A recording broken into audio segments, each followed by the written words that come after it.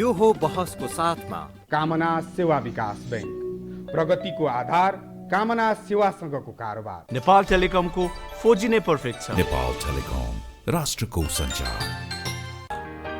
Garima Bikas bank, access to all. Vinayak Siddha college, committed for quality education. गर्वैदेखि बलियो Bhugarbha cement. AITM को perfection, admissions open. AITM Kumaltar.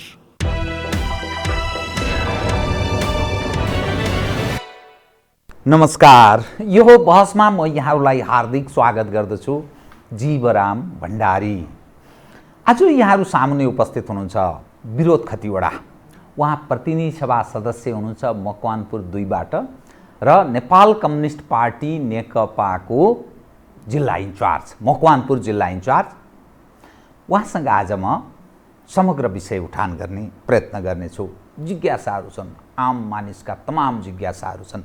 ती जिज्ञासाहरूलाई क्रमशः उहाँ मार्फत त्यो सम्बोधन गराउने प्रयत्न गर्नेछु। संसदको अधिवेशन आजबाट प्रारम्भ हुँदैछ। 4 बजे भनिएको छ। त्यस अनुरूप अब त्यो संसदको जुन दृश्य आज नेपाली जनले विभिन्न एङ्गलबाट बुझ्ने प्रयत्न सायद गर्लान्। कस्तो होला, के होला, कसरी अगाडि बढ्ला। सत्ता पक्ष विभाजित अवस्थामा छ, वैधानिक विधिवत ढङ्गले विभाजित भएको अवस्थामा छैन, कर्मले विभाजित छ। अनि त्यसपछिको दृश्य यावत उहाँसँग आज म समग्र विषय उठान गर्नेछु। सर्वप्रथम म उहाँलाई स्वागत गर्छु। स्वागत छ यहाँलाई। अब आजबाट संसदको अधिवेशन। यो पनि एउटा दुर्भाग्य नै भन्नुपर्छ।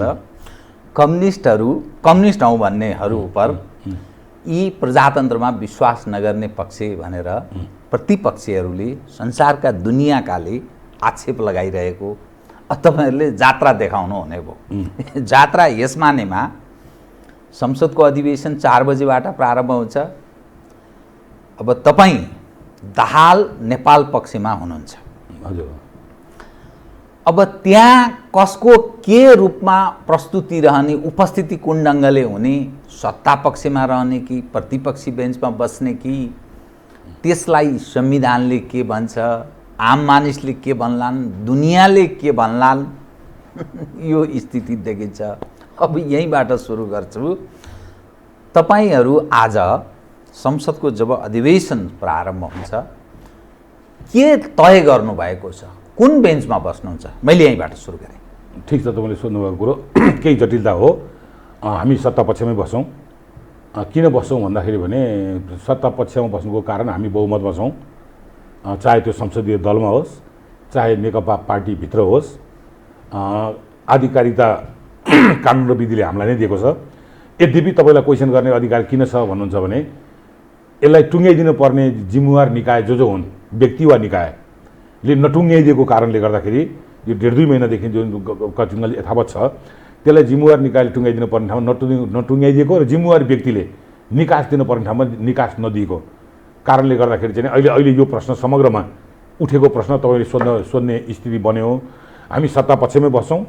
किन भन्दा हरेक कुराबाट त्यो सत्ता पक्षमा बस्ने आधिकारिकता हामीसँग छ। भलै तपाईँले भने औपचारिक निर्णय आउने पक्षहरूबाट आएको छैन। त्यो सम्बन्धित निकाय त्यसले निर्णय नगरिदिँदा भन्नुभयो, अनि हामी बहुमतमा छौँ भन्नुभयो। त्यो भने कति हो? सङ्ख्या बताइदिनुहोस् त। सङ्ख्या भनेको अब अस्ति हामी शुक्रबार दलको बैठकमा बस्यौँ। किन पार्टीमा त बहुमत छ भन्ने कुरो लगभग मलाई लाग्छ समग्र केन्द्रीय कमिटीमा बहुमत छ भन्ने कुरो त लगभग अब यो पुष्टि गरिरहनु पर्ने जस्तो मलाई लाग्दैन। किन भन्दा धेरै कोणबाट भइसक्यो र स्वयं जो अब अर्को साथीहरू हुनुहुन्छ उहाँहरूले पनि त्यो कुरो स्वीकारिसक्नुभयो र स्वयं प्रधानमन्त्रीले बोल्दाखेरि नै मैले नै केन्द्रीय कमिटी बनाउँदा बहुमत उता दिएको थिएँ भनेर भनिसकेपछि यसमा विवाद भएन। एक अब दोस्रो कुरो बहुमत दलको कुरो। दलमा चाहिँ कन्फ्युज थियो, दाबी दुवैतिरको भएको हुनाले धेरै पक्षलाई चाहिँ नि के हो कसो हो भन्ने कुरो थियो। त्यो अस्तिको बैठकले क्लियर गर्यो। शुक्रबार हामी 112 उपस्थितै भयौँ र हामीसँग नियमित आइरहेका 3 जना साथीहरू योगेश भट्टराई, जीवन साई, सरिता गिरी लगायतका साथीहरू अनुपस्थित हुनुहुन्थ्यो। त्यस कारणले म आफै उपस्थित भएर गने हुनाले निर्धक्कसँग तपाईँलाई के भन्न सक्छु भन्दा 115 जना हामी यो यतापट्टि छौँ राष्ट्रिय सभा सहित गरेर 115 राष्ट्रिय सभा सहित गरेर हामी 221 जना छौँ राष्ट्रिय सभा सहित गरेर 221 जना छौँ बहुमत 111 हो 111 दुना 222 हुन्छ भनेपछि हामी 115 जनामा छौँ अब बाँकी आधेक जना चाहिँ नि थपिने वा आधेक जना घट्ने फेरि थपिने मात्रै भन्दाखेरि आफ्नो पक्षमा कुरा गरे जस्तो अर्थ लाग्ला दुवै सम्भावना छ त्यसमा यो जब 115 यहाँ भइसकेपछि उतापट्टि किन पुग्दैन भनेदेखि भने त्यो बाँकी रहेको सबै उतापट्टि छन् कि भन्दा त्यो पनि छैन तपाईँहरूले बुझिरहेकै हुनुहुन्छ वामदेवजी तुलसा थापाजी लालबाबु पण्डितजी यस्ता 3-4 जना साथीहरू यता पनि आउनु भएको छैन उता पनि जानु भएको छैन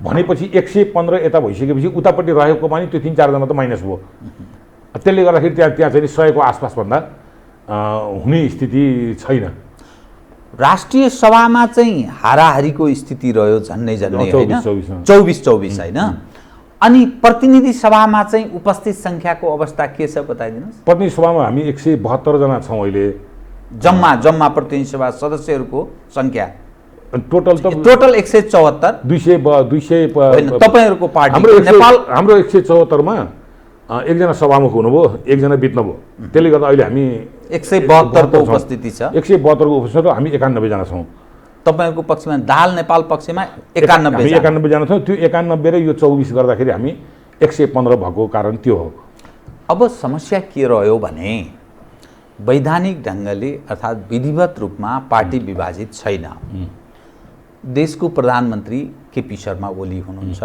संसद दलको नेता केपी शर्मा ओली हुनुहुन्छ संविधान छ यो देशमा ऐन कानुन पनि छ विधिको शासनको हामी कुरा गर्छौँ अब यो जुन तस्विर जुन दृश्य देखिँदैछ यो के प्रक्रिया हो यो बताउनुहोस् त सायद मैले अघि पहिलो जवाफमा केही कुरो भने कुनै पनि चिज जस्तो एउटा परिवारमा चाहिँ नि सन्तान जन्मिँदै गएपछि त्यो ठुलो हुन्छ ठुलो भएपछि भाइका बिचमा दाजुभाइको बिचमा अनेक हुनसक्छ कहिले के बाउ छोराको बिचमा पनि हुन्छ भनेपछि हाम्रो एउटा समाजले एउटा के सिस्टम बसाइदियो भन्दाखेरि भने अगुवाले नै अग्रसर भएर ल तिम्रो 3टा छोराहरू बुहारीहरू यसरी बस हामी यसरी बस्छौँ अनि त्यो समाज राखेर अझ समाज राखेर किन नरम गरम नमिल्ला राम्रा क्षेत्र बारी नमिल्ला भाँडा कुँडा पनि नमिल्ला घर घडेरी पनि नमिल्ला भनेर एउटा समाज बसेर चाहिँ नि यत्रो वर्षदेखि हामीले सबैतिर देखाएको छौँ मेरो घरमा तपाईँको घरमा देख्नु भएको छ त्यो भनेको अगुवाले गर्नुपर्ने जिम्मेवारीको कुरो हो हाम्रो पार्टीमा पनि चाहिँ यो विवाद आइसकेपछि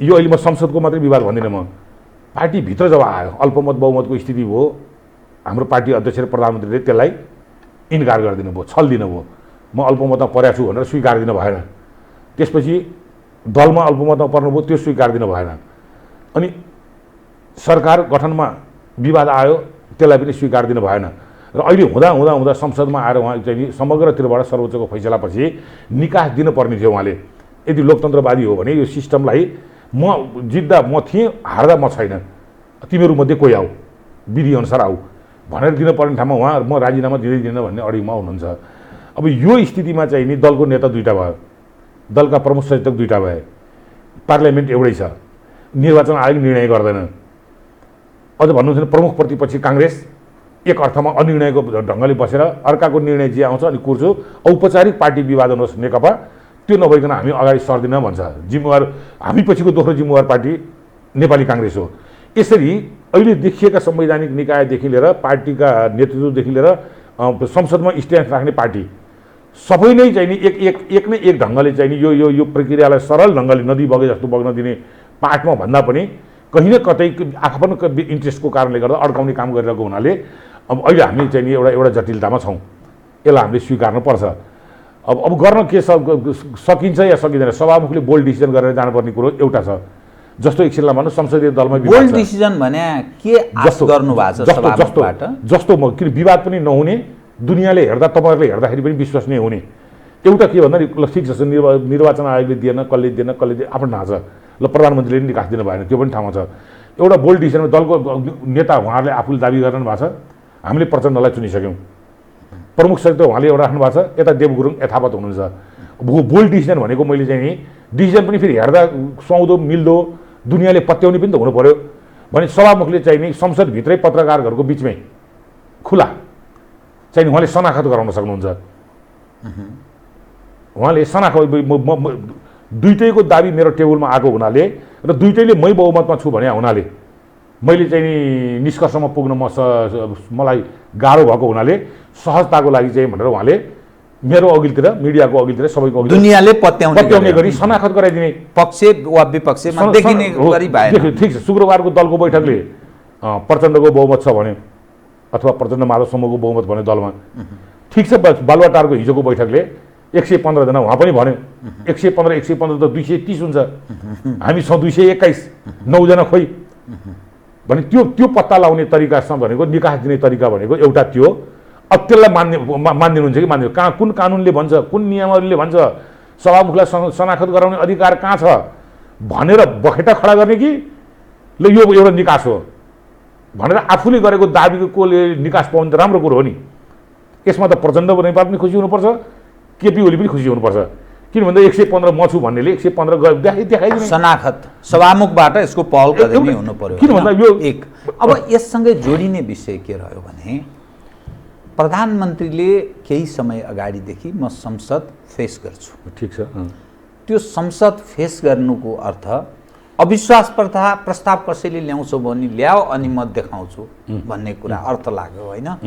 अब यस्तो स्थितिमा औपचारिक पार्टी विभाजित छैन, तपाईहरू सत्ता पक्षमै पनि बस्ने अनि के फ्लर क्रस गर्ने होइन। अब कहिलेकाहीँ के भन्छ हरेक ठाउँमा कहिलेकाहीँ जटिलता आउँदाखेरि चाहिँ नि हिजो नियमित हामीले देखिरहेको चिजभन्दा कहिलेकाहीँ फरक स्थिति सिर्जना हुँदा अनौठो लाग्नु अचिलो लाग्नु स्वाभाविक हो। यो स्थिति हामीले बिहोरेको थिएनौँ। पहिलो 48 सालदेखि पार्लियामेन्टमा छु, 48 सालदेखि पार्लियामेन्टमा छु, अविश्वासको प्रस्ताव पनि हेरेको छु, विश्वासको प्रस्ताव पनि हेरेको छु, पार्लियामेन्ट विघटन पनि हेरेको छु, पार्लियामेन्ट पुनर्स्थापना पनि हेरेको छु। तीनचोटि तेस्रोचोटि म पुनर्स्थापित भएर आएको, यो थर्ड टाइम हो म पुनर्स्थापित भएर आएको, त्यो पनि देखेको छु।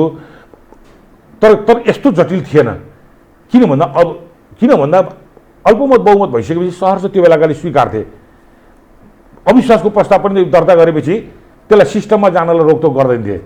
अहिले हेर्नुहोस् दुईवटा प्रदेशमा, 1 नम्बर प्रदेश र बागमती प्रदेशमा हेर्नुहोस् त 2 महिनाभन्दा बढी भयो अविश्वास प्रस्ताव दर्ता भएको, भित्तामा राति या बिहान सूचना टाँसेर गएको गाई छ।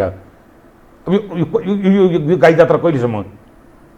त्यसको लागि निकास दिने भनेको त त्यहाँ भएका दल वा आफूलाई बहुमत छु भन्ने जो दुईटैले दाबी गर्छन् भने त्यो त मान्नु पर्यो नि। कति दिन लम्ब्याउने, कति 1 महिना 2 महिना 3 महिना 5 महिना 6 महिना 1 वर्ष अनि लोकतन्त्रवादी भन्न सुहाउँछ। त्यसैले संसदभित्रको निकास भनेको 2-3वटा निकास छन् हामीसँग। एउटा त बताइदिनु नैतिकता भन्ने कुरो त अब डिक्सनरीबाट हटाइदिए हुने भइगयो नेपालको सन्दर्भमा।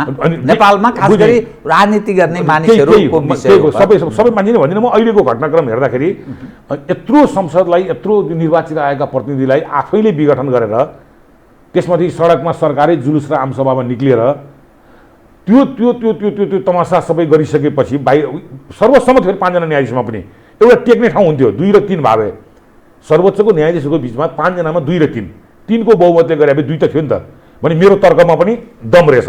सर्वोच्चका 2टा न्यायाधीश त मसँग थिए नि त, भाइदुवै 3 हुनु पुगेर हारे, तर मेरो भनाइ त्यति नाजायज त होइन रहेछ भन्ने तर्क गर्न हुन्थ्यो। सर्वसम्मत मात्रै होइन, सर्वोच्चले त कतिसम्म शङ्का गर्यो भन्दा यो पुनर्स्थापना गरेर पुग्दैन, संसद अधिवेशन नबोलाइदिन सक्छ भनेर यति दिनभित्र बोलाए पनि भन्यो। हेर्नुहोस् है, किन भन्दा त्यो त अहिले चलिरहेको गभर्मेन्टमाथि शङ्का गरेको हो नि, राष्ट्रपतिमाथि शङ्का गरेको हो नि। नत्र त यति दिनभित्र बोला भनेर पुनर्स्थापित भयो भनेपछि नियमित आउँथ्यो बस्थ्यो। भनेपछि यो तहमा हाम्रो बिचमा चाहिँ भएपछि सिस्टमले काम गर्न छोड्छ। एउटा नैतिकताको कुरो थियो, एउटा विश्वासको मत लिने। यत्रो 64% मसँग भोट छ भनेर उहाँले हरेक सभामा भाषण गर्नुभयो, अहिले पनि गरिरहनु भएको छ। अनि 64 प्रमाणित गर्ने मौका त संसदमा आछ त। 64% विश्वासको मत लिइदिनुहोस्, अझ बढ्यो भने 75 पुर्याइदिनुहोस्। यो झुटको खेती भ्रमको खेती कति दिन गर्ने हो? त्यस कारणले अघि मैले भने बाबुले अंशबन्डा गराइदिन्छ भने उहाँले म विश्वासको मत लिने जरुरी ठान्दिनँ, जसलाई म प्रति अविश्वास छ त्यसले अविश्वास प्रस्ताव ल्याओस् भन्नु भने के गर्ने? दुनियाँले बुझेको नाङ्गो सत्यलाई पनि उहाँले अस्वीकार गर्ने भने होइन त। यही हो मैले भने जिम्मेवार ठाउँमा बसेको मान्छेले लोकतन्त्रको लागि लडाइँ गरेर आए भन्ने मान्छे वा व्यक्ति वा नेता वा दलले जिम्मेवारी नगरिदिने, बाहिर एउटा कुरा गर्ने, व्यवहारमा अर्को कुरा गर्ने। विश्वासको मत लिँदै भइगयो त यत्रो 64% छ भनेर भनेको हो। होइन, मानिलिनुहोस् उहाँले आवश्यक ठान्नु भएन। जसरी 1 नम्बर प्रदेश र बागमती प्रदेशको 1.5-2 महिनादेखि लड्केर बसिरहेको छ नि, यसै गरी यो रहिरह्यो भने के गर्नुहुन्छ भन्न खोजेको। त्यही अनुभव भने हो, यही मैले भने लोकले, जनताले, मिडियाले अथवा बुद्धिजीवीले, नागरिक समाजले यसमा अर्गेलै गर्ने को, यसलाई सरल ढङ्गले नदीको बहावलाई छेक्ने को भन्ने कुरो मूल्याङ्कन गर्दा आखिर एक न एक दिन संविधान सभामा देख्नुभयो, पहिलो संविधान सभाले संविधान नबनाइकन भङ्ग भयो भने के गर्ने भन्ने कुरो लेखेका थिएन। संविधान सभाले संविधान बनाउँछ भनेर संविधान बन्यो, तर बनाएन भने के गर्ने भन्ने कुरो लेखिएन। तर भङ्ग भयो नबनाइकनै भने त्यहाँ त एउटा निकास निक्लेर रेग्मीजीलाई थपना राखेर अर्को संविधान सभा चुनाव भएर संविधान आयो भनेपछि अहिले पनि जतिसुकै जटिलता, जतिसुकै छिड्के च्याखे जे हाले पनि, धराप हाले पनि एउटा बिन्दुमा गएर यो निकास सभा ठिकै छ। आज 5-7 दिनमा आउनुपर्ने ठाउँमा 15 दिन लाग्ला, 20 दिन लाग्ला, 1 महिना लाग्ला, तर मुलुक त यत्तिकै त सधैँ त जाँदैन। त्यसकारण अहिले त मैले भने जस्तो विश्वासको मत। दोस्रो अविश्वासको प्रस्ताव। पहिलो कुरा उहाँले म विश्वासको मत ल्याउँछु भन्ने हिसाबले त्यो एउटा विषय उठाउने, यदि त्यो भएन भने अविश्वासको प्रस्ताव ल्याउने। अविश्वास प्रस्ताव कसले, तपाईहरु आफैले ल्याउने? हामी ल्याउँछौँ, नभए कांग्रेसले ल्याउँछ, नभए अरू संसदमा भएको अरू दलले ल्याउँछन्। अविश्वासको प्रस्ताव ल्याउने जुन विधि छ त्यो बीचमा चाहिँ हिजो प्रधानमन्त्रीले चालेको कदमलाई असंवैधानिक हो भनेर हिँड्ने, सडकमा ओर्लेका, पार्टीगत निर्णय गरेका दलहरूको बीचमा चाहिँ नि हामी खुल्ला भएर छलफल गरिरहेका छौँ र त्यो शक्तिहरू एक ठाउँमा बस्नुपर्छ र यो निरङ्कुशतातिर, गैर संवैधानिक बाटोतिर गइरहेको शक्ति चाहिँ नि पराजित हुनुपर्छ र ऊ अब साइड लाग्नुपर्छ र देशको नेतृत्व, सरकारको नेतृत्व उसले छोड्नुपर्छ भन्ने मान्यतामा एकजुट भएका शक्तिहरूको बीचमा चाहिँ मिलेर अविश्वासको प्रस्ताव आउँछ। अब अहिलेको संविधानले अविश्वासको प्रस्ताव मात्रै ल्याएर तपाईँलाई छुट दिएको छैन, त्यसमा तपाईँले प्रधानमन्त्रीको नाम पनि यो अविश्वासको प्रस्ताव पारित भयो भने हुने प्रधानमन्त्री फलाउनु हो भनेर लेख्न पर्ने बाध्यता संविधानले सिर्जना गरेको छ। त्यसकारण अब हामी अविश्वास प्रस्ताव जाने भने त्यति मात्रै गएर पुग्दैन, हामीले प्रधानमन्त्रीको नाम पनि लेखेर दर्ता गर्नुपर्छ। त्यो गर्नासाथ प्रधानमन्त्री संसद दलको नेता भएको हुनाले उहाँले फेरि व्हिप त चिफ व्हिप त तय गर्नु भएको छ, अनि त्यो व्हिप उहाँले पनि जारी गर्ने होला, तपाईहरुको तर्फबाट जारी गर्ने होला। संसद दलको नेताले यसो गरेको हुनाले यिनीहरु उपर यो कारबाही गरियोस् भनेर अर्को एउटा पत्र जारी हुने होला। मैले बुझेँ उसले निकाल्ने लास्टमा नेकपाको त्यहाँ एकजना पनि नरहने, नेकपाको एकजना पनि नरहने,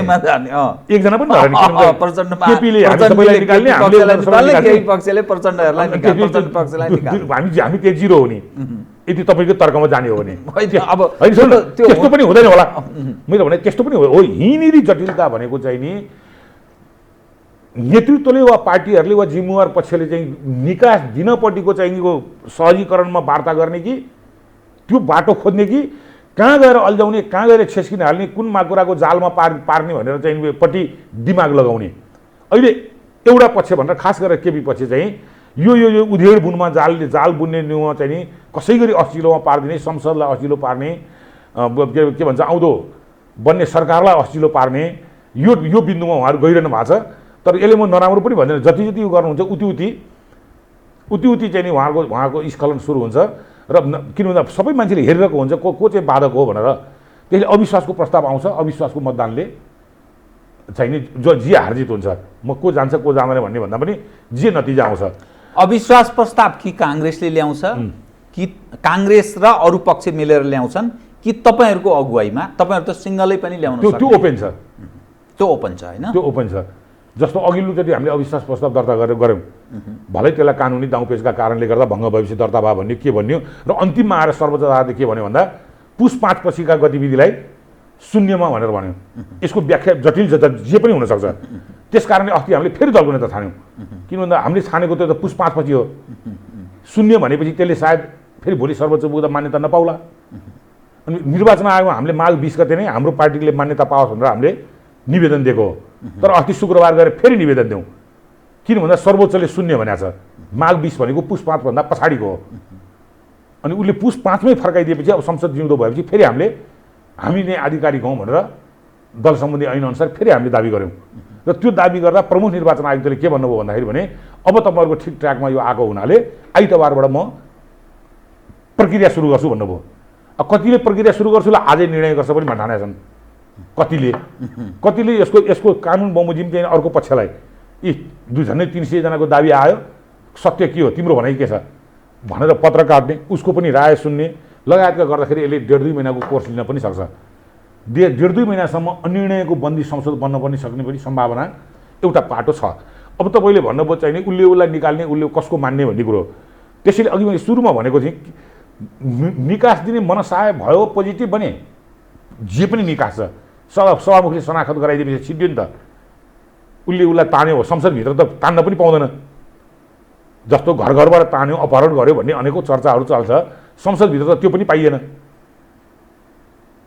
त्यति गरिदियो भने त दुनियाँले पत्याउने विश्वसनीय आधार भयो त। अब तर जुन काम भइरहेको छ नि, यो यावत चिज के का लागि, के प्रयोजनका लागि र दुनियाँले हेर्दा नेपालका कम्युनिस्ट हौ भन्नेहरू कस्तो रहेछन् भन्ने सन्देश के गएको हुनसक्छ?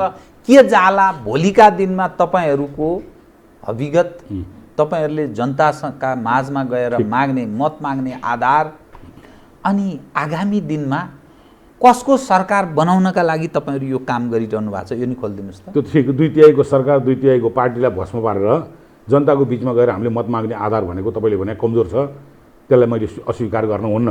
तर त्यसका बावजुद पनि समाज, देश त चल्छ त अगाडि।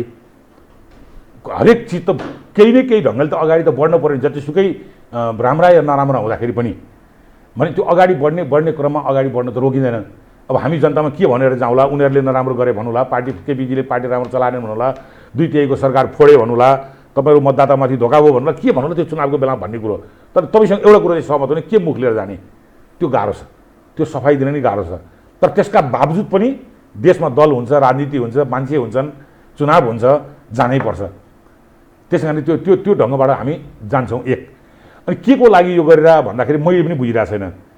आफ्नो अहम तुष्टि भएन, आफ्नो घमण्डलाई सर्वोच्चले प्रमाणीकरण गरिदिएन, आफ्ना पार्टीका नेताहरू, कमिटीहरू आफ्नो दास भइदिएनन् भन्ने मान्यताबाट चाहिँ नि एकातिर यो गर्ने, अर्कोतिर संसद अधिवेशन आइसकेपछि पनि त्यसलाई निकास दिने भन्दा पनि 2-4 दिन भए पनि सरकार लम्ब्याउने, 15-20 दिन भए। यसका दुईवटा कारण हुन्छ। एउटा लहर सकिस् भनेर आत्मसन्तुष्टि हुने, बाहिर समाजमा कति आफू स्खलित भयो भने थाहा नपाउने। एउटा मन्त्रालयमा रहेका 2-4वटा फाइल छन् भने, यति ओम्निका यस्ता खालका केही फाइलहरू छन् भने, यस्ता केही फाइलहरू छन् भने विभिन्न मन्त्रालयमा यो 15 दिन लम्ब्याउँदा एउटा फाइल, 25 दिन लम्बिँदा अर्को फाइल, 50 दिन लम्बिँदाखेरि अर्को फाइल चाहिँ सदर गर्ने भन्ने मनसाय पनि एउटा हुनसक्छ। तर कुन चाहिँ म जान्दिनँ, कुन चाहिँ हो। होइन 10-20 दिन अरू आफू टिकिरहँ, देखिस् तैँले पठाउन खोजेको सकिस् भनेर एक किसिमको त्यसको आनन्द लिने। तर त्यो आनन्दले कति क्षति गर्यो राष्ट्रलाई, कति क्षति गर्यो संसदीय व्यवस्थालाई, कति क्षति गर्यो लोकतन्त्रलाई, अनावश्यक तनाव कति बेहोर्न पर्यो राजनीतिले है। अब त्यो पक्ष महसुस नगरिदिएपछि त अघि मैले भने जस्तै जबरजस्तीको कुरो मात्रै हुन्छ। औपचारिक विभाजनको त्यो घोषणा विधिवत भन्छ नि, वैधानिक ढङ्गले त्यो प्रक्रियागत त्यसको पर्खाइमा मात्रै बस्दा भयो होइन त। अब पार्टी एक हुने चान्स, त्यो सम्भावना त कतै छैन। संसदभित्र जिम्मेवार दल वा जिम्मेवार व्यक्तिहरूले दिन पर्यो, अझ पनि दिन्छन् होला भन्ने आश गर्छु म। एक जिम्मेवार व्यक्तिले भन्यो के ओलीले राजीनामा दिने, अहिले बढी गाँसिया त भने हुनुहुन्छ नि, राजीनामा दिनु पनि परेन, आउने संसदको प्रक्रियामा सहज ढङ्गले पसिदिनु पर्यो।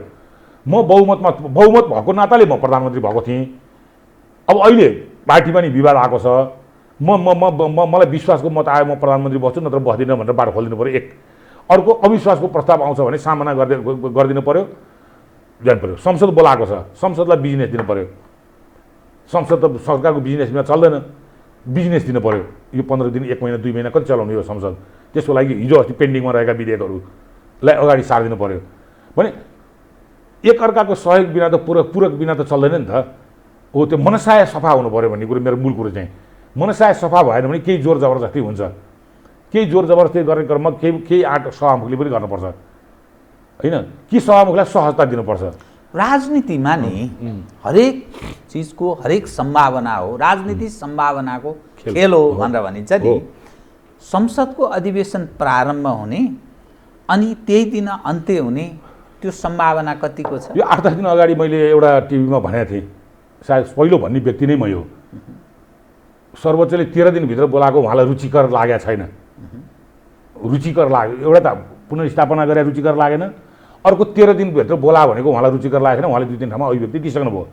त्यस कारणले मैले भनेको थिएँ त्यही भित्रबाट आएको सूत्रबाट मैले आदेश दिए 13 दिनभित्र बोलाओ, बोलाइदिने, 4 बजे बस्ने, 4:15 बजे पत्र पढेपछि सिद्धिको संसद स्थगित भयो, अनि बेलुका 5 बजे भङ्ग गरिदिने। यो पनि चाहिँ हाम्रो नेपाली शब्द उखान भन्दा के को न्यानो भने जस्तो। फेरि 25% सदस्यले हामीले चाहिँ संसद माग गर्यो भने 15 दिनभित्र बोलाउनु परेको। कति दिनलाई न्यानो भयो भन्दा 15 दिनलाई। यस्ता चाहिँ नि कल्पनाभन्दा बाहिरका के भन्ने अब त्यो लोकलाजविहीन हुने गरी अनि राजनीतिक फाटकाले हेर्दाखेरि पनि चाहिँ नि अत्यन्त के भन्छ त्यो घिनलाग्दो ढङ्गले त्यस्तो गरी जानु होला भन्ने लाग्दैन मलाई भनेर मैले भनेको थिएँ। र आज पनि म के भन्दैछु भन्दाखेरि अहिले पनि त्यो शङ्का यथावत भएको हुनाले 10, 11, 12 बजे नै हामीले अविश्वासको प्रस्ताव दर्ता गर्न पर्छ। किन भन्दा अघिल्लोचोटिको संसद तपाईहरु गर्दै हुनुहुन्छ, दर्ता आज गर्नुहुन्छ दर्ता अविश्वास प्रस्ताव तपाईहरुको तर्फबाट हुँदैछ। नत्र भने केपीले यति विश्वसनीयता गुमाइसके कि के गर्छन् के गर्दैनन् नै टुङ्गो भएन। यति विश्वसनीयता गुम्यो कि के गर्छन् के गर्दैनन् नै टुङ्गो भएन।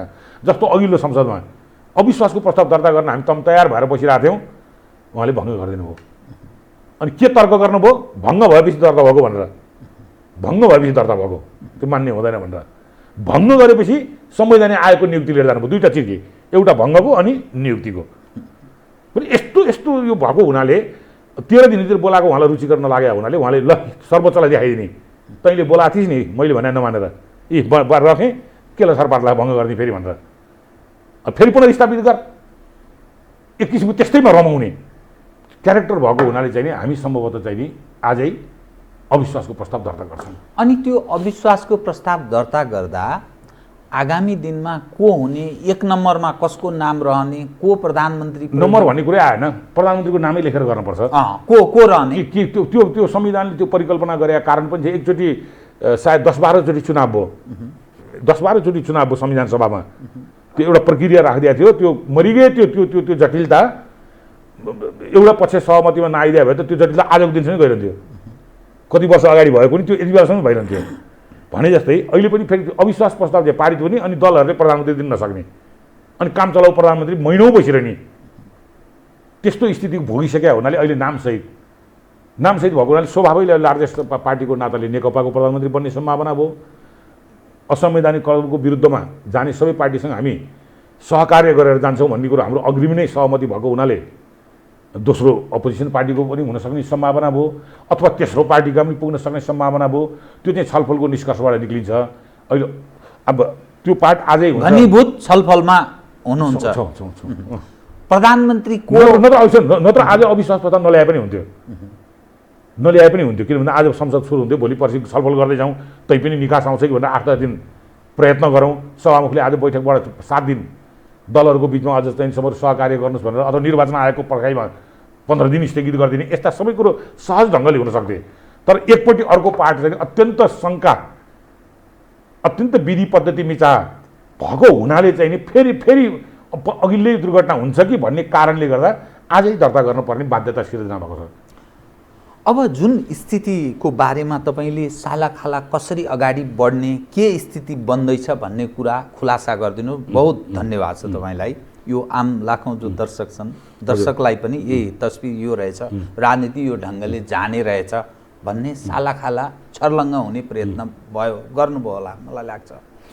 अब सवाल के रह्यो भने जुन सिस्टममा को हामी उपयोग गरिरहेका छौँ, यो सिस्टम यो ढङ्गले चल्न सक्छ? सक्दैन। यसै गर्दा यो सधैँ हुने चिज पनि होइन, यो निरन्तर जाँदा पनि जाँदैन। र यो 1-2 महिना कारणवश एकछिनलाई मानौँ उठा बैठक भयो, यो जाल जेल टिकडम पनि भए, हट्न पर्ने हट्दैन, आउनु पर्ने आउँदैन, आउने बाटो छेकिन्छ, गजबार त्यो के अरे छेको भत्काएर जानुपर्ने हुन्छ, अनि किन भत्काइस् भनेर कचिङ्गल पनि होला। यो धेरै चिज जे भए पनि आउँदो दिनको लागि फेरि एउटा स्थायी गएको बेलामा पनि यस्तो भएको थियो, यस्तो बेलामा यसरी निकास निक्लिएको थियो भनेर आउँदो 20औँ वर्षलाई पनि समाधान पनि दिन्छ। जसरी सर्वोच्चले अहिले समाधान दियो, संसदभित्र सम्भावित सम्पूर्ण संविधानले दिएका सरकार बन्ने बाटोहरूको टुङ्गो नगरिकन प्रधानमन्त्रीमा अधिकार, संसद विघटनको अधिकार छैन भन्यो। अब यो 30औँ वर्षलाई काम लाग्यो। त्यस्तै गरी अहिले पनि दल फुट्दा दुईटैले वैधानिक भन्दा थोरै अल्पमतमा भएकोले म हारेँ त भनेर स्वीकारै गर्दैन। गनु भन्नु टाउकै दिँदैन, म भेडा बाख्रा हो र भन्छ। मेरो टाउको भन्न म भेडा बाख्रा हो, गन्ने भने त भेडा बाख्रा मात्रै गन्ने हो, मान्छे मान्ने गन्ने हो भनेर कुतर्क गर्छ। गन्न पनि दिँदैन, अल्पमत छु स्वीकार्दैन, बहुमत देखायो भन्दा देखाउन नि सक्दैन, अल्पमत छस् भन्दा होइन भन्छ, पार्टी फुट्यो भन्दा एक ठाउँ छ भन्छ, एक ठाउँ भए देखा भन्यो देखाउन सक्दैन। भने यस्तो जटिलताले नै एउटा निकास त अनिवार्य आउँछ। किन भन्दा पानीले खोलाले आफ्नो सतह आफै मिलाउँछ, पानीले आफ्नो सतह आफै मिलाउँछ भने जस्तो झरना आए झर्छ, सम्म आए फैलिन्छ, खाल्टो आए जम्छ, अनि जमेपछि फेरि भरिन्छ, फेरि निस्किन्छ, 5-10 दिन ढिलो होला। त्यसै कारण निकासविहीन केही पनि हुँदैन, हुने केही विषय नै हुँदैन। भनेपछि यो संसदभित्र नै देखिएको नयाँ समस्या। म 48 सालदेखि पार्लियामेन्टमा छु, यस्तो गरी डेडलक भएको मलाई थाहा छैन। चाहे त्यो काङ्ग्रेसले पनि त्यो गरेको छैन, हामीले पनि गरेका छैनौँ। अनेकौँ समस्याहरू आएका थिए, मेच हानाहान पनि भएको थियो। त्यसका बावजुद पनि चाहिँ नि यसरी चाहिँ नि हार्ने पक्षले हार नस्वीकारेर संसदलाई, सरकारलाई, नेपाललाई यस्तो गरी अनिर्णयको बन्दी बनाएर चाहिँ नि इन्जोय गरेर बसेको त मैले देखाएको थिइनँ। आज जो प्रतिनिधि सभामा तपाईँ सहभागी हुनुहुन्छ अर्थात् संसदको अधिवेशन आजबाट सुरु हुँदैछ, त्यो हानाहान, मेच हानाहान, हिजोका दिनमा पनि कुटाकुटका दृश्य हामीले भोगेको देखेका छौँ। त्यो स्थिति त उत्पन्न हुँदैन? म हुँदैन भन्न सक्दिनँ, किन भन्नुहुन्छ भने कसिएर जाने, हेलमेट लाएर जाने, यो ठट्टाको विषय पनि हुने एउटा कुनै समस्या भएन। मैले भनिहाल्ने मुली नै चाहिँ नि मुलीले समस्या समाधान गर्नुपर्ने ठाउँमा मुलीले नै समस्या सिर्जना गरिदिन थालेपछि त प्रब्लम भयो त। बाउको विरुद्ध मुद्दा हाल्न जानु परेन छोराहरूले कयौँ ठाउँमा, अदालतमा आउँछ मुद्दा चलिरहेको होला त। जुन बाउले सहज ढङ्गले छोराहरू राखेर मिलायो, समाज पनि राखेर शान्तिपूर्ण उनीहरू आउजाउ पनि छ, दसैँमा टिका पनि थापेका छन्। जुन बाउले गरेन, छोराहरू मुद्दामा गएर चाहिँ नि बाउको क्रिया बसेका छैनन्, टिका लगाउन गएका छैनन्, आखिर त हाम्रै समाजभित्र हो नि त। भने पार्टीभित्र पनि त्यही नै हो नि, कि निकास दिनु पर्यो कि छोड्नु पर्यो, यो दुईटा मध्ये त एउटा काम गर्नु पर्यो। तर आम मानिसले हेर्दा चाहिँ अब कम्युनिस्टहरूले आफ्नो औचित्य पुष्टि गर्न सकेनन्, कम्युनिस्ट हौँ भन्नेहरूले। त्यसकारण अब अलग ढङ्गले सोच्नुपर्ने स्थितिमा हामी पुग्यौँ है भन्ने जनताको ठाउँबाट हेर्ने यो ठाउँ बनेको। त्यो त हुन्छ, जनताले हेर्ने ठाउँ त योभन्दा अगाडि पनि थियो, अहिले पनि छ, हिजो पनि पाउँथे, आज पनि पाउँछन्। र अब झन् यो हाम्रो पार्टीको किचलोले गर्दा दिमागमा उनीहरूको चाहिँ अनेकौँ कुरो तर्क खेल्नु कुनै अनौठो कुरो होइन। त्यसैले हामी अध्यावधिक निर्वाचनको पक्षमा छौँ। त्यसले जनताले आफ्नो असन्तुष्टि अथवा सन्तुष्टि जे भनौँ जाहेर गर्ने ठाउँ छ, त्यसलाई हामी सकभर सन्तुष्टिमा परिणत गर्ने प्रयत्न गर्छौँ। तर त्यसका बावजुद पनि तपाईँले भने जस्तो क्षयीकरण केही भइसक्यो। अब कति क्षयीकरण हुने भन्ने कुरो मात्रै हो। अब तपाईँहरूको जो औपचारिक विभाजन हुन्छ नि, त्यो औपचारिक विभाजनसँगै काङ्ग्रेसको बार्गेनिङ पावर बढ्नेछ, जसपाको बार्गेनिङ पावर बढ्नेछ, अनि तपाईँहरूले प्रधानमन्त्री या महत्त्वपूर्ण मन्त्रालय अर्को पक्षलाई दिन बाध्य हुने स्थिति बन्नेछ। त्यस्तो अवस्थामा एज अ कम्युनिस्ट कार्यकर्ताले हेर्ने ठाउँ के रहने भयो भने यसलाई प्रधानमन्त्री मन्त्री बनाउनका लागि पो सारा गरेका रहेछन् भन्ने एउटा दृष्टिकोण बन्ने भयो। त्यो ठुलो ड्यामेज होइन तपाईँहरूको लागि? यो गणितीय हिसाबले तपाईँहरू बहुमतमा हुनु होला, तर त्यो एङ्गलबाट हेर्दा हामी जनतालाई बुझाउने प्रयत्न पनि गरौँ न। तपाईँले भनेको एङ्गल ठिक हो। यत्रो 2/3 मध्येको पार्टी, यत्रो 2/3 मध्येको सरकार, कसले भङ्ग गरायो, कसले के गर्यो, कसको जिद्दीपन देखियो, कसको ठिक कुरो छ, कसको बेठिक छ, अहिले यत्र मिडियादेखि लिएर एफएमहरूबाट सबैले तर्क सुनिरहेका छन्।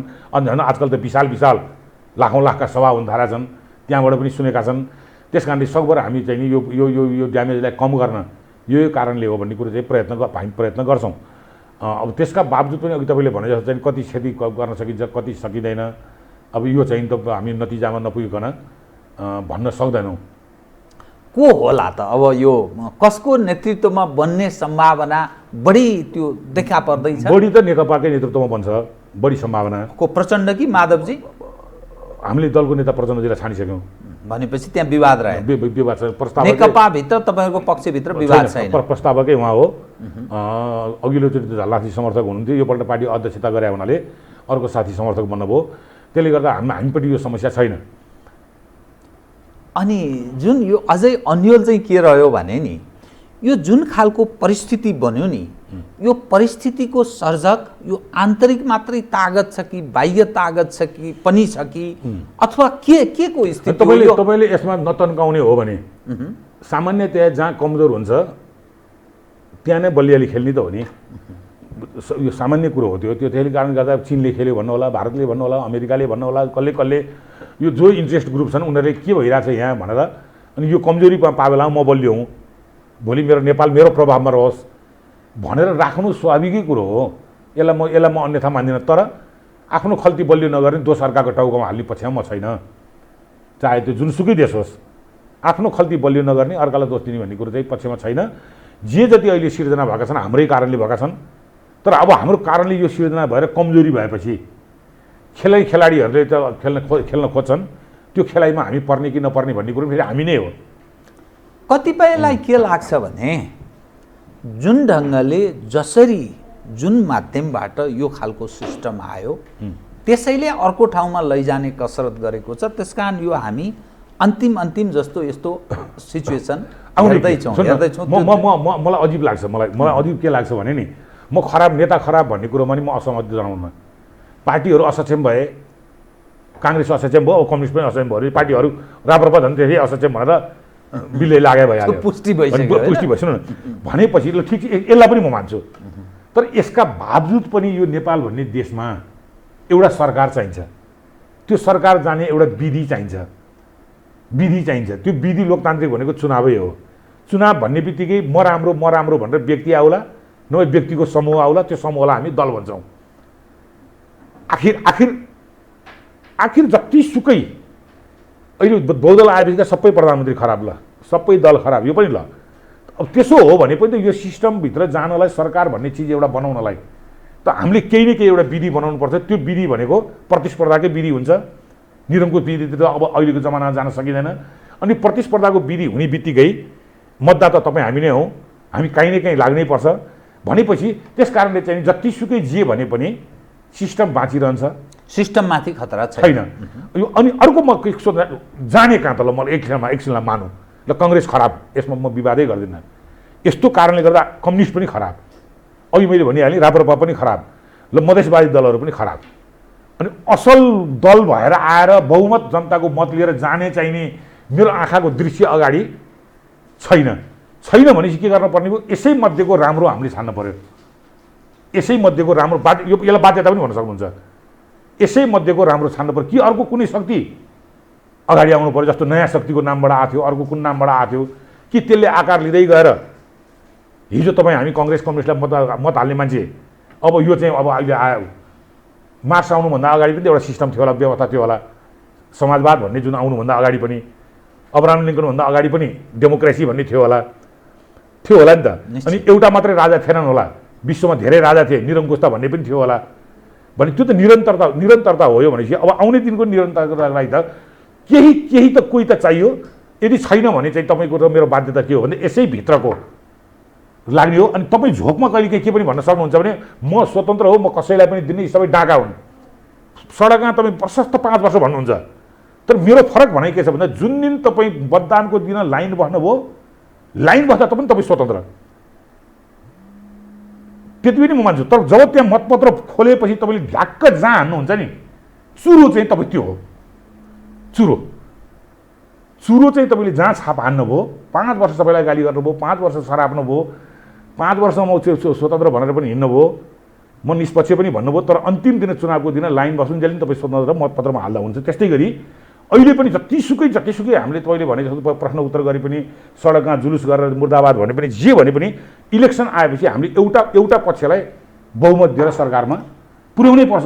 त राजनीति भनेको त्यो आवधिक निर्वाचन र प्रजातन्त्र भनेको त्यही आवधिक निर्वाचन, जनताले मत जाहेर गर्ने, अरू चिज तपसिल, यसरी नै हुने देखियो होइन। अब हाम्रो सवाल उप चाहिँ हाम्रो राजनीतिक नेतृत्वले प्रजातन्त्र या लोकतन्त्र भन्नुहोस् होइन, लोकतन्त्र भन्नुहुन्छ तपाईँहरू, त्यो लोकतन्त्रलाई यही रूपमा मात्रै बुझ्ने, आफू उपभोग गर्ने, दुनियाँ जो नागरिक दुनियाँ भनेको नेपाली जनताको म कुरा गरिरहेको छु, नेपाली जनता देश कम प्राथमिकतामा पर्ने, दलीय स्वार्थ र राजनीतिक विषय निरन्तर त्यो जबरजस्त त्यो मैले माने होइन बोक्रै मैले जाने मैले क्या। अघि भन्दाखेरि यो पाटो छुट्यो किनभने प्रश्नमा थिएन तपाईँले नागरिकले गएर लाइन बसेर मतदान दिने भन्ने बित्तिकै तपाईँले भनेको देश र नागरिकको पक्षमा यो पार्टी यो व्यक्ति पार्टी या व्यक्ति जे भनौँ समूह भनौँ ले नै काम गर्छ, हाम्रो हितमा काम यसले गर्छ,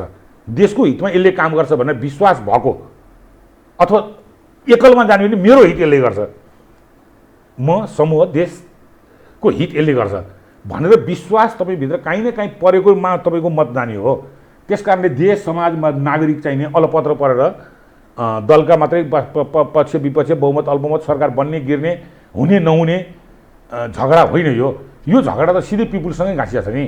त्यसले चुनाव अगाडि पनि हाम्रो घोषणापत्रहरू जारी हुन्छन्, भलै त्यसलाई इमान्दारीपूर्वक कसले पुरा गर्यो कसले पुरा गरेन, कसले हुने घोषणापत्र लागू गर्यो कसले नहुने गर्यो, कसले चाहिँ बोलेको कुरामध्ये 20% पुरा गर्यो 80 गरेन, कसले 80 गर्यो 20 गरेन, यी सबै चित्त चाहिँ त्यही चुनावमा गएर होमिएर आउने क्रममा चाहिँ नि विपक्षले कुरो उठाउने, आफूले कुरो उठाउने, प्रतिद्वन्दी उम्मेदवारले कुरो उठाउने र जनताले त्यसमध्ये मेरो हित राष्ट्रको हित यसले गर्छ भन्ने जहाँ विश्वास हुन्छ त्यसले बहुमत लिने पाउने त हो नि। त्यही कारण तपाईँको प्रश्नमा के भन्दा उसले देश जनताको हित चाहिँ नि तफसिलमा परे, पार्टीहरू आफ्नै झगडा गर्ने, आफ्नै सत्तामा जाने, बहुमत अल्पमत ल्याउने, सरकार बनाउने, बन्ने बिग्रिने भयो भन्दा त्यो बन्ने बिग्रिनेसँग यो त्यसै अन्यन्याश्रित ढङ्गले गाँसिया छ र चित्त बुझेन अर्को इलेक्सनमा फेरि फ्यालिदिने। तर जनता त्यस्तो अवस्थामा मात्रै आफ्नो विवेक प्रयोग गर्न सक्छ। उसमा त्यो क्वालिटीको शिक्षा, त्यो खालको उसमा समृद्धि अनि त्यो अभाव र जो पछौटेपन नभएपछि प्रलोभनको शिकार बन्दैन। तत्पश्चात उसले आफ्नो विवेक प्रयोग गर्न सक्छ। नेपालको तस्बिर तपाईँ हेर्नुहुन्छ भने 60 देखि 70 लाख विदेश गुजाराका लागि, शिक्षाको अवस्था यो क्वालिटीको, नेता त यस्ता छन् जनताको अवस्था। यसको अर्थ त्यो ऐना हुन्छ नि, जस्ता छन् त्यस्तै भने जस्तो अर्थ लाग्छ। त्यसकारण त्यो स्थितिमा यो एङ्गलबाट एउटा प्रश्न उठ्छ नि, अलिक बृहत ढङ्गले मैले यो प्रश्न उठान गर्ने प्रयास गरेँ। त यो सिस्टम नै यो हाम्रो सवाल, हाम्रो कन्ट्रीको जुन अवस्थामा हामी छौँ, नेपाली जुन अवस्थामा छन्, यो असान्दर्भिकको यसले चाहिँ समग्रमा बृहत्तर हित गर्न सक्दैन भन्ने अर्थ लागेर विषय उठ्न सक्दैन। सक्छ, तर अर्को सिस्टम पनि फेला परेन हामीसँग छ। तर्कमा आज सम्पूर्ण समानुपातिक गर्ने भन्ने छ, यत्रो खर्च वर्च पनि बच्ने अनि योग्यता मान्छेहरू ल्याउने।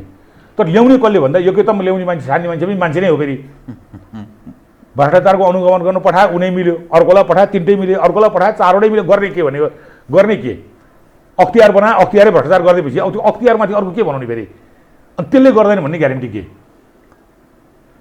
भने जस्तै मैले भने जस्तै अब यो जनता ढाँट्ने लगायतका कुरो अशिक्षित छन्, यो मैले माने, त्यसले मतदानमा केही प्रभावित। तर त्यो अशिक्षित मतदातालाई प्रभावित गर्ने कसले भन्दा तपाईँले मैले शिक्षितले हो नि त।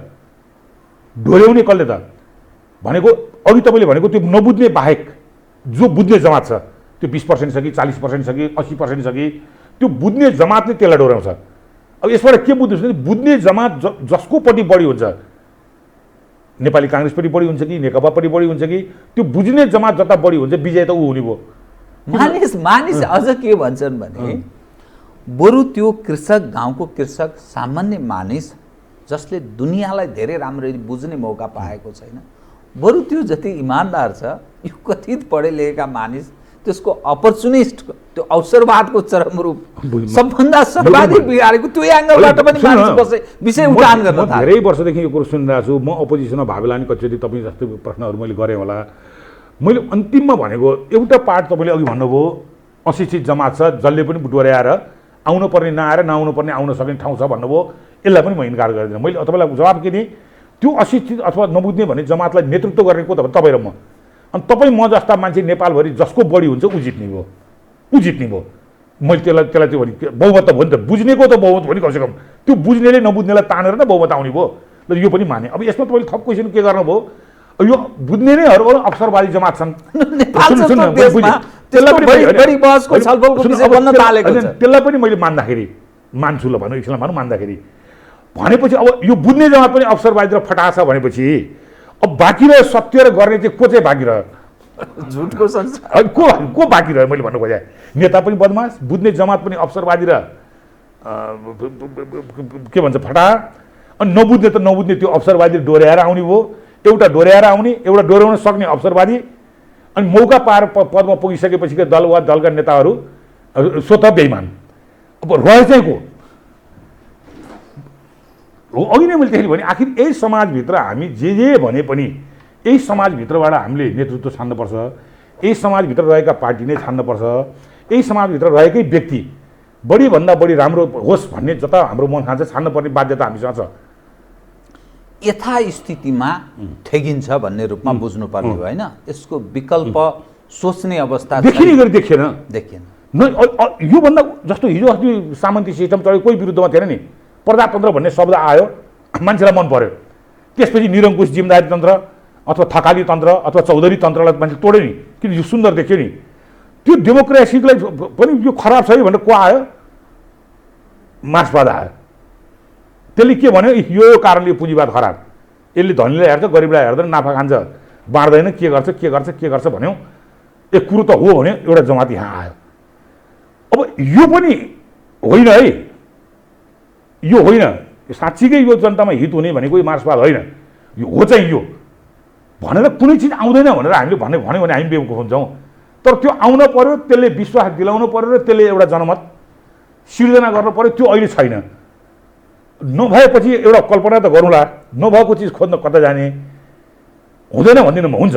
योभन्दा राम्रो सिस्टमको परिकल्पनाकार कोही आउला, तपाईँले भनेपछि विकृत नहुने ढङ्गको परिकल्पनाकार सहितको त्यसका चुकुलका गाँठा पाल नहुने, हेर यहाँ कुनै पाल छैन, कहीँ चुइँदैन भनेर देखाउने गरी आयो भने हिजो भनेको हामीले उत्तम व्यवस्था मानेको प्रजातन्त्र, उत्तम व्यवस्था मानेको कम्युनिजम विचार भनेर त्यसलाई उछिन्ने गरी अर्को आउँदैन भन्दिनँ म। तर अहिले छैन भनेपछि भकैभित्र लड्ने हो, भकैभित्र झगडा गर्ने हो, भकैभित्रबाट छान्ने हो। तर त्यसलाई इमानपूर्वक गरिदिने काम चाहिँ जुन ड्युटीमा चाहिँ त्यसले गरिदिनु पर्यो। अहिले नेपाल डेडलक, संसद डेडलक हुने सम्भावना, सरकारको यो यो यो यो यो लाचारी सबै कहाँबाट भयो भन्नुहुन्छ भने एउटा अगुवा, एउटा जिम्मेवार संवैधानिक निकायहरू, अर्को पार्टीहरूले आफ्नो ड्युटी नगरिदिनाले, अथवा सजिलो भाषामा भन्दा म बिरामी छु भन्दा बिरामी छु औषधि लिए भनेर खाइदिए हुन्थ्यो। हट्टा कट्टा छु भनेर हिँड्ने, भङभङ ज्वरो आएर हिँड्ने, बिचबिचमा लड्ने, तर पनि लडेपछि पनि म लडिसकेँ भनेर नस्वीकारेर फेरि हिँड्न खोजेको जस्तो देखाउने हो। यो चिजले गर्दाखेरि म बिरामी भएँ, बिसन्चो भएँ, म कमजोर भएँ, आराम गर्छु भन्न त पाइयो त। समस्याका सर्जक नै यिनै भए है त, जो समाजका अगुवा छन्। अब म तपाईँसँग कार्यक्रमको अन्त्यतिर आएँ कि जुन स्थितिमा तपाईँहरूलाई नेपाली जनले मत जाहेर गरे, झन्नै 2/3 बहुमत निकटको स्थिति, स्थानीय, प्रदेश, केन्द्र सबैमा होइन। अब आगामी दिन नेपालीहरूका लागि योभन्दा झन् दुःखको दिन यसकारण आउने तस्बिर देखा पर्दैछ, विश्वासमाथि सङ्कट पैदा भयो। पार्टीमाथि हिजोका दिनमा पञ्चमाथि रहे मानिसको अविश्वास, तत्पश्चात काङ्ग्रेसमाथि रह्यो, तत्पश्चात कम्युनिस्ट बहुमत भन्ने पनि परीक्षणले यो देखा पर्यो। त आगामी दिन जो हामी कुनै दिन 2 वर्षपछि, 1.5 वर्षपछि या तत्कालै चुनावमा जाउँला, स्थानीय तहकोमा जाउँला, प्रदेशकोमा जाउँला, केन्द्रकोमा प्रतिनिधि सभाको निर्वाचनमा जाउँला, तत्पश्चात हुने चालाखाला तस्बिर अब हङ पार्लियामेन्ट हो भन्ने मानिसले बुझ्न थाले। त्यो अविश्वासको स्थिति, किनभने तपाईँहरू फुटेर जाने, काङ्ग्रेसको पनि त्यो खालको लोकप्रियता आर्जन उसले गर्न सकेको छैन, अरू खाले पक्ष पनि छैन, वैकल्पिक त्यस्तो तागत पनि देखा पर्दैन। यसले ल्याउने जुन कन्तबिजोग, जुन खालको हर्स ट्रेडिङ, यो विरूपहरू, जुन कुरूप पक्षहरू जो देखा पर्छ नि, त्यसले समग्र हाम्रो नेपाली समाज, नेपाल राष्ट्र र नेपाली जनको उन्नयनका खातिर के काम गर्ला, के होला बताइदिनुहोस्। यो बहसको विषय हो। म सोध्नु, अहिले जुन समानुपातिक 110 र 165 जुन हामीले प्रत्यक्ष निर्वाचनको प्रणाली स्वीकारेका छौँ, अहिले जुन छ त्यो सिस्टम अनुसार झुकिएर भन्छु म, कसै गरी यो पल्ट कसै आयो बहुमत अथवा झन्डै 2/3 जे शब्द भनौँ बहुमत आयो। यो सिस्टम अनुसारको चुनावले एउटै पार्टीको 2/3 त गफका कुरा भए सिद्धिको, बहुमत आउने कुरो पनि चाहिँ म कठिन अत्यन्त साह्रै लोकप्रिय हुनु पर्यो। सडक चोकमा तारिफ भएको स्थिति भयो भने त के होला होइन। अन्यथा आजकै पोलिटिक्स स्थितिमा आजकै कम्युनिस्ट पार्टी, आजकै यही नेता, आजकै काङ्ग्रेस, आजकै मधेसवादी राप्रपा को दलहरू विभिन्न छन्, आजकै पोजिसनमा त तपाईँ मान्नुहोस् बहुमत आउने चुनावमा यो यदि नेकपा नफुटेको भए पनि, नफुटेर चुनाव लडेको भन्दा नि हिजोभन्दा हामी स्थिति कमजोर हुन्थ्यौँ। मैले भने एउटा घटनाक्रमले त्यो भयो, त्यो न भूतो न भविष्य हुन पनि सक्छ, तर हुँदैन क्यालेन्डरमा फेरि भन्न सक्दिनँ म 20 वर्ष 30 वर्षपछि फेरि अर्को एकलौटी पनि आउला, फेरि केजरीवाल जस्तो पनि होला। तर अहिलेको सिस्टमले चाहिँ नि तपाईँले भने जस्तो मिलिजुली गभर्मेन्टै बन्ने सम्भावना चाहिँ 90-95% तपाईँ राख्नुहोस्। झुकेर कसैले कुनै दलले बहुमत ल्यायो भने तपाईँले फुलमाला लाएर ओह महान रहेछ भन्दा हुन्छ। त्यसैले यो अहिले फुटेको हुनाले हर्स ट्रेनिङ हुने, अब अर्को चुनावबाट चाहिँ नहुने भन्ने कुरो होइन। हामीले पद्धति नै अवलम्बन त्यो गरेका छौँ जसले बहुमत ल्याउन दिँदैन। अघि नै मैले सायद माइक खोलेपछि भनेको पहिला भने 80 सिट हामी प्रत्यक्ष जित्नेको पनि समानुपातिक 41 80 सिट जितेको नेकपा एमाले फेरि संयुक्त होइन, नेकपा एमालेकोमा मात्रै 80 सिट आउँदा एमाले 41 सिट पायो समानुपातिक। 23 सिट जित्ने काङ्ग्रेसले 40 सिट समानुपातिक पायो भने यो समानुपातिक भन्नेले बहुमत ल्याउन दिँदैन, बहुमत हुन दिँदैन। कहाँ 23 कहाँ 80, यता समानुपातिक 40 र 41 हो, दिँदैन। त्यस कारणले हामी अग्रिमै के ढुकाउँ भन्दा आउँदो पार्लियामेन्ट बहुमत ल्याउन प्रयत्न गर्ने हो, होइन भने हङ पार्लियामेन्ट हो। हङ पार्लियामेन्ट सिस्टमभित्रैबाट हामीले आफूलाई शुद्धिकरण गर्ने, प्र्याक्टिस गर्ने। तपाईँले हर्स ट्रेडिङ भनेको चाहिँ किन बेच खरिद लुकाइ अपहरण यस्तो धन्दामा नगर्ने, गर्ने कसले? पार्टीले गर्ने त हो नि, नेताले गर्ने त हो नि यो गर्ने। त्यो नगर्ने एउटा चाहिँ वैधानिक र भद्र सिस्टम, भद्र सहमति, भद्र आचरणहरू हामी देखाउन सक्दैनौँ भने त्यो देखायौँ भने त त्यो सम्भावना छ।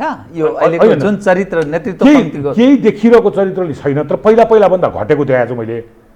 जस्तो अहिले नै पनि नेकपा फुट्दा बडो तिक्त ढङ्गको तानातान, लुटालुट, रुवावासी टिभीमा आएर चाहिँ मलाई हिजो यसरी जबरजस्ती लग्यो भनेर रुवावासी हुने, यो ढङ्ग अस्तिको भन्दा अलिक कम पहिलाको त्यो हाम्रो 48-64 को पार्लियामेन्टमा भित्रको 52-55 जे भएको थिए त्योभन्दा अलिक कम देखाएको छु, अलिकति कम। यद्यपि प्रयत्न नभए होइन, अपहरणको पनि प्रयत्न भयो कि राजविराजकी सिराबाट एकजना मान्यलाई ल्याइयो, त्यसलाई अपहरण नाम दिइयो, भलै त्यसमा बहसमा नजाउँ।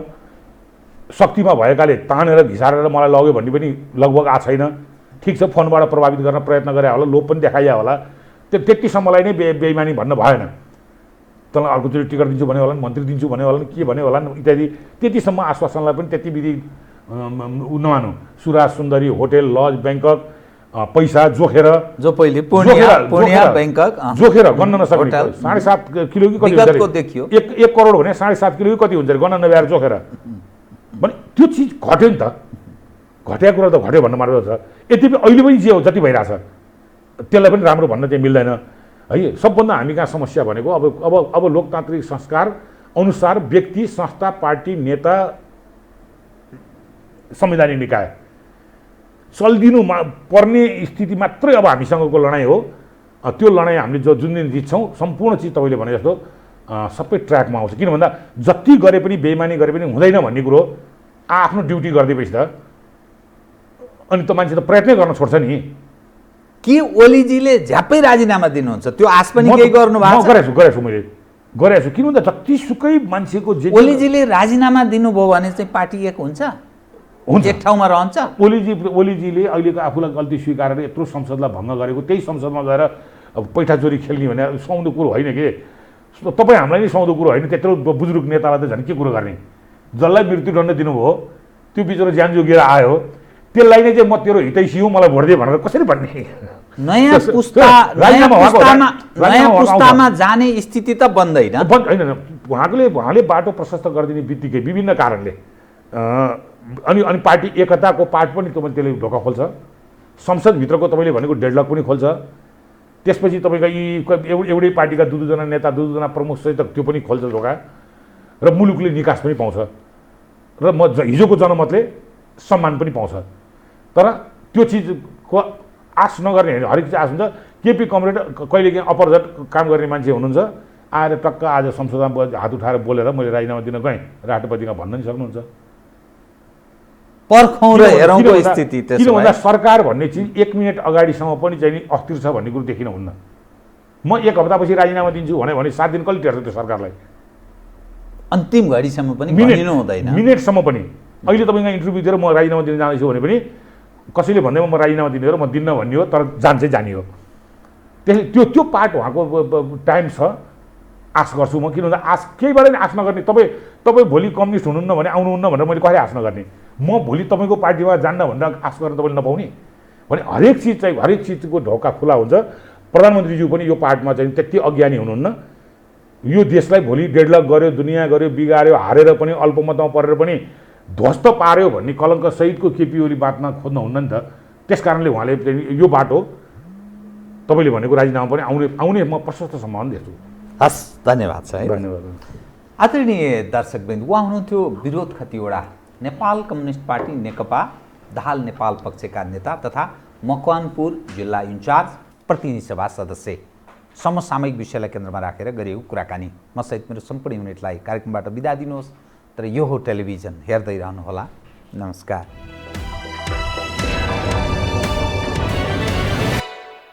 यो हो बहसको साथमा कामना सेवा विकास बैंक, प्रगतिको आधार कामना सेवासँगको कारोबार। नेपाल टेलिकमको 4G नै पर्फेक्ट छ। नेपाल टेलिकम राष्ट्रको सञ्चार। Garima Bikas bank, access to all. Vinayak Siddha College, committed for quality education. गर्वैदेखि बलियो भूगर्भ सिमेन्ट। AITM को perfection. Admissions open. AITM Kumaltar.